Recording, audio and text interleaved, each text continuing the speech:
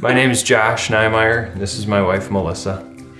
We've been going to Suncrest since March of 2014, and we both serve with the middle school ministry. We came in through the front doors of the church and, of course, made a beeline for the children's wing, because when you've got a 3-year-old and a 1-year-old, you got to get your kids in class. And we were greeted by a gentleman who runs the check-in computer, and he was so helpful. Like, we were immediately like, I feel like our kids are safe here. Like, this is great. You know, there's a TV monitor up here that shows this. He got our kids checked in and also proceeded to show us where the sanctuary was, where the greeting center was, you know, those desks in the front lobby.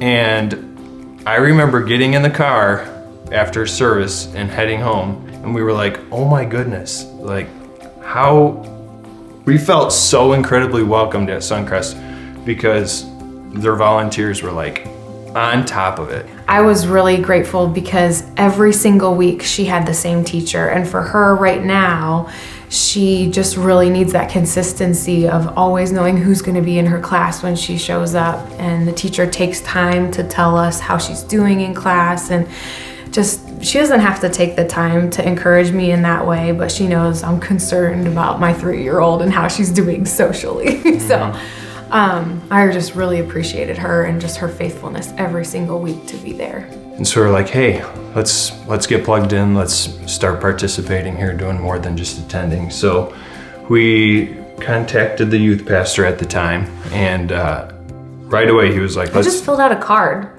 Oh, is that what it was? Filled out a card and said, do you need any help with your youth group?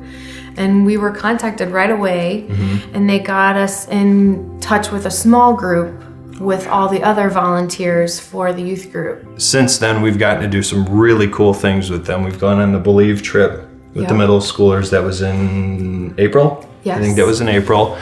And it was so awesome when you get to watch these kids and they're experiencing God like crazy on these trips. You know, you go on the trip and you see these kids worshiping and learning and, you know, developing stronger and stronger relationships with each other. And then you get home, and on social media for the next 2 weeks or something, you see these kids posting, they're posting pictures from the trip and saying, just had, you know, the best weekend of my life, learned so much about Jesus, you know, or you fill it in. They had awesome things to say. Because every week I feel like, you know, students open up a little more and kind of let you get to know them. And I don't know if it's the social media in our culture or what, but it seems like it's so hard to develop relationships. But when you show up to the same place consistently, and when you have that sort of community, you really get to know each other.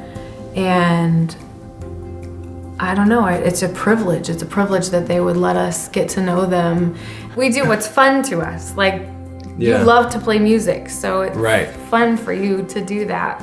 I got asked to help plan a parent night for the junior high, and who doesn't love to plan a party? I love to plan a party, so it was fun. I got to buy balloons for the church. I mean, so we do what we like to do and just get to meet awesome people along the way.